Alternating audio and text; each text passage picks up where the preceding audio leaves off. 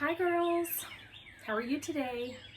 We are headed to the pool with some friends. We had so much fun with you guys at the pool that you get to go to. But we're going to one nearby here today, but I thought I would read chapter 4, right? Yep, chapter 4 before I go. It's a short one, so it won't take long. This chapter is called Birtwick Park. At this time, I used to stand in the stable, and my coat was brushed every day till it shone like a rook's wing. It was early in May when there came a man from Squire Gordon's who took me away to Gordon Hall. My master said, "Goodbye, darky. Be a good horse and always do your best." I could not say goodbye, so I put my nose into his hand. He patted me kindly, and I left my first home. As I lived some years with Squire Gordon, I may as well tell something about the place. Squire Gordon's park skirted the village of Birtwick. It was entered by a large iron gate at which stood the first lodge, and then you trotted along on a smooth road between clumps of large old trees. Then another lodge and another gate, which brought you to the house and the gardens. Beyond this lay the home paddock, the old orchard, and the stables. There was accommodation for many horses and carriages, but I need only to describe the stalls in which I was taken. This was very roomy, with 4 good stalls. A large swinging window opened into the yard, which made it pleasant and airy. The first stall was a large square one, shut in behind with a wooden gate. The others were common stalls, good stalls, but not nearly so large. This stall had a low rack for hay and a low manger for corn. It was called a loose box because the horse that was put into it was not tied up, but left loose to do as he liked. It is a great thing to have a loose box. Into this fine box the groom put me. It was clean, sweet, and airy. I never was in a better box than that. The sides were not so high, but that I could see all that went on through the iron rails that were at the top.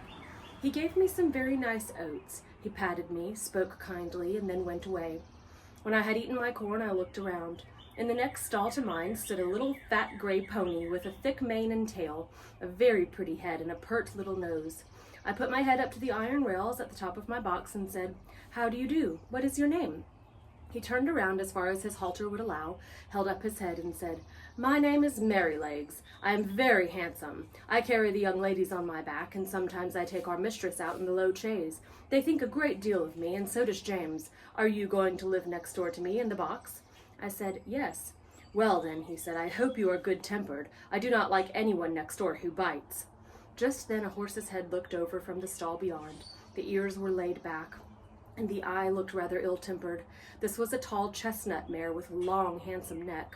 She looked across to me and said, "So it is you who have turned me out of my box.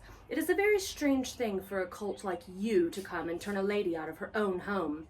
"I beg your pardon," I said. "I have turned no one out." Here's a picture showing Black Beauty meeting Merrylegs. "I beg your pardon," I said. "I have turned no one out. The man who brought me put me here, and I had nothing to do with it." I can get this page to turn. There we go. "And as to my being a colt, I am turned 4 years old and am a grown-up horse. I never had words yet with a horse or a mare, and it is my wish to live at peace." "Well," she said, "we shall see. Of course, I do not want to have words with a young little thing like you." I said no more. In the afternoon she went out. Merrylegs told me all about it. "The thing is this," said Merrylegs. "Ginger has a bad habit of biting and snapping.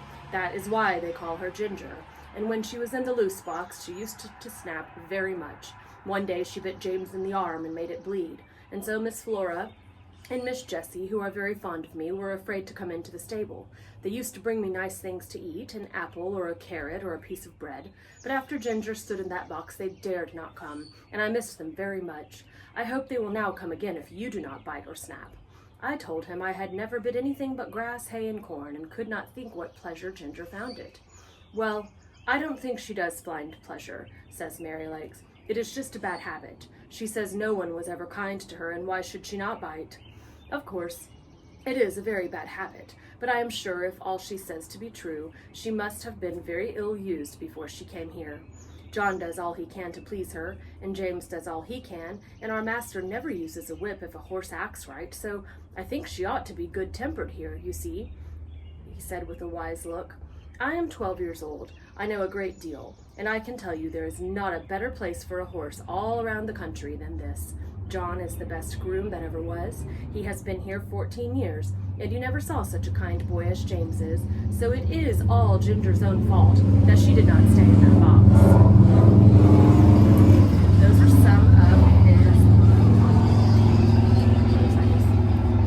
some of Black Beauty's first friends, Mary Legs and Ginger. You'll hear more about them in the next few chapters. I thought I had I do have a cat. Here, Oreo's out here. But I thought he was coming to me, but he's obviously not. He's looking very, very relaxed there. So anyways, I hope that you girls have an awesome day, and I'll see you tomorrow.